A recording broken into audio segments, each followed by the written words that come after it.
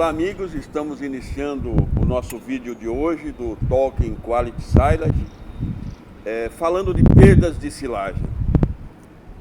Uma pergunta básica que eu gostaria de fazer: quanto você perde na tua silagem? Você faz 1000 toneladas por ano. Quanto você perde de matéria original, de matéria seca desse material? Eu sei que é uma pergunta difícil de responder, porque os cálculos não são tão fáceis. Porém, o que você tem que observar é que as perdas não se resume a podridão, a mofo, as perdas visíveis que você, quando abre o seu silo, você visualiza. Existem as perdas invisíveis e nós temos que pensar muito, sempre colocando para o produtor qual a altura do seu silo quando você termina de fazê-lo, e no momento que você começa a consumi-lo, 6 meses, 1 ano depois, quanto abaixou esse silo. Essa troca gasosa, principalmente propiciada por lonas de polietileno, traz perdas que você não visualiza. Uma outra coisa muito clara: quando você abre seu silo e existe aquela camada podre na parte superior, 5 centímetros, 10 centímetros, você tem que saber que aquilo, na verdade, se você tem 5 centímetros preto ou mofado, são 15 centímetros que foram afetados, que baixaram e que viraram esses 5 visíveis. Então, quando se fala em perdas, e eu disse no início que não é muito fácil ser mensurada, na verdade você tem perdas que você enxerga e que você não enxerga. Então sempre procure marcar no momento que você termina seu silo a altura que ele está. E sempre ele vai baixar, às vezes pouco, às vezes muito. E quanto mais ele baixa, mais perdas você tem. Então é muito importante que isso esteja mensurado, porque isso vai entrar no custo da sua nutrição. Se você perde 10, se você perde 15, se você perde 20% da tua silagem, isso vai agregar custo no que sobra e na sua dieta total. Bom, para exemplificar quais são os pontos de perda, onde as perdas podem ocorrer, a gente tem que lembrar que durante todo o processo isso pode acontecer. Podem haver perdas na colheita, perdas que vêm de deriva, da dificuldade de recolhimento desse material.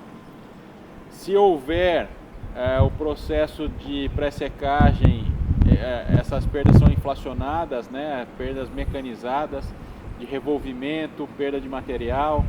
Tem até um trabalho interessante que foi feito pelo professor Maurício Igarassi.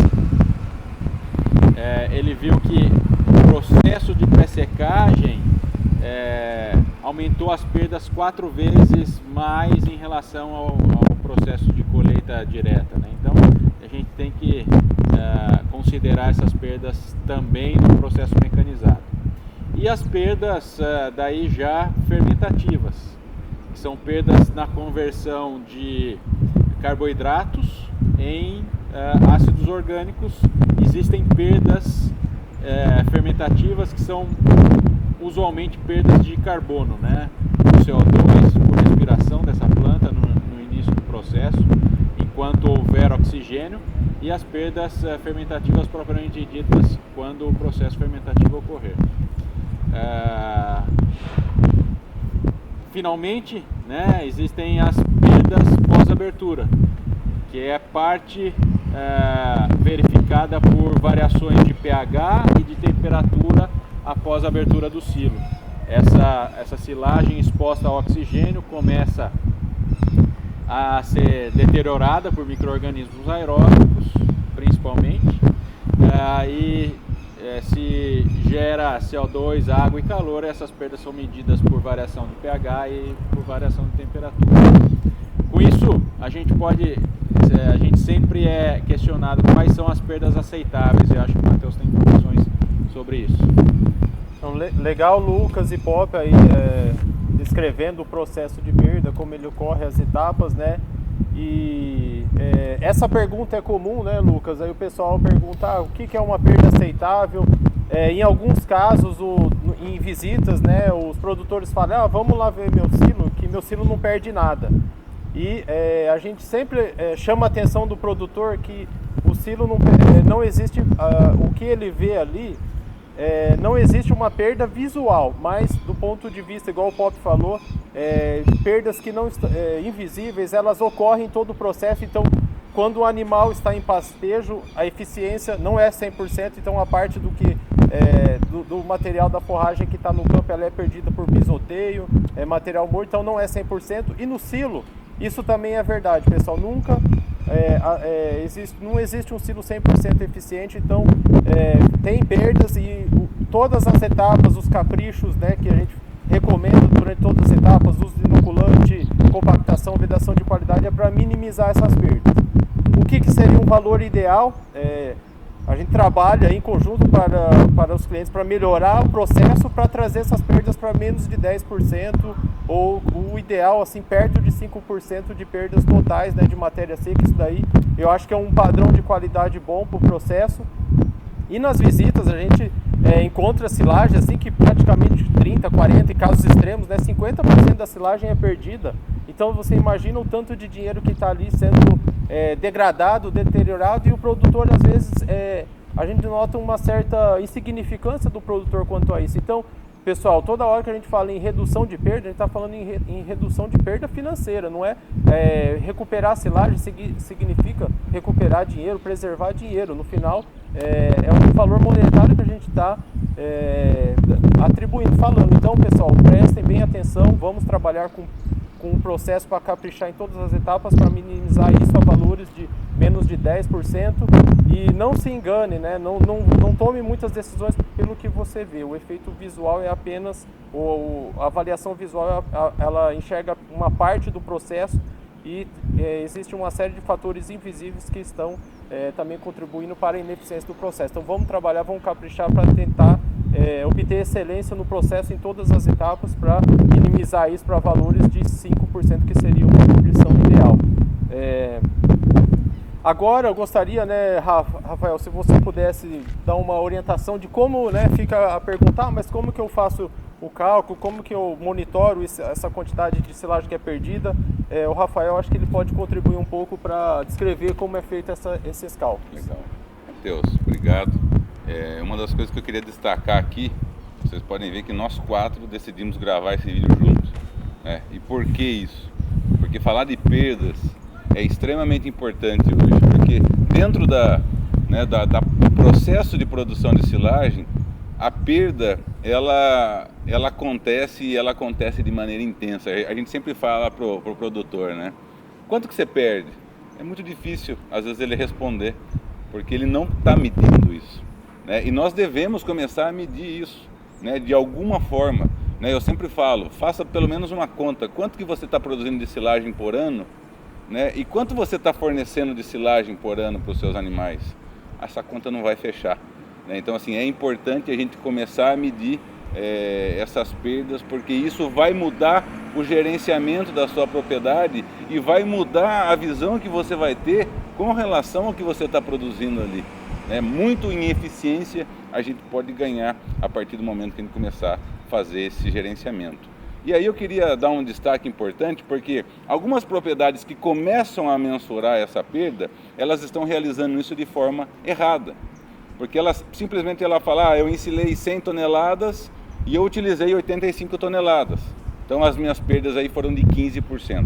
Só que esse cálculo ele não está correto, porque nós devemos calcular a perda do processo com relação à matéria seca. Porque existe uma perda quantitativa, que nem é essa que eu falei, de 100 para 85, mas também o teor de matéria seca, ele altera. E por isso que vocês vão notar que nos outros vídeos a gente deu muito foco também em como determinar a matéria seca, o porquê de determinar a matéria seca. E essa matéria seca ela tem que ser determinada no processo de ensilagem e no uso dessa silagem. né? Geralmente o que acontece? Eu ensilei, nesse exemplo que eu estou dando para vocês aí, nós ensilamos 100 toneladas de matéria verde e a matéria seca era de 33%.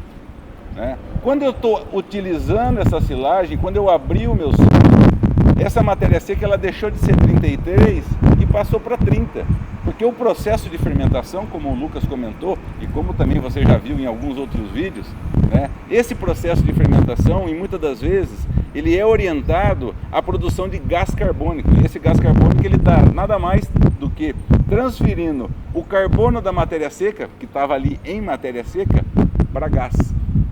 Então, por exemplo, essa silagem que está sendo aberta, geralmente nós vamos encontrar valores aí de 30%. Então aquela perda lá que eu falei no começo, que era de 15%, ela vai mais ou menos aí chegar por volta de 23%. Então essa é uma das coisas que nós temos que iniciar a fazer no campo.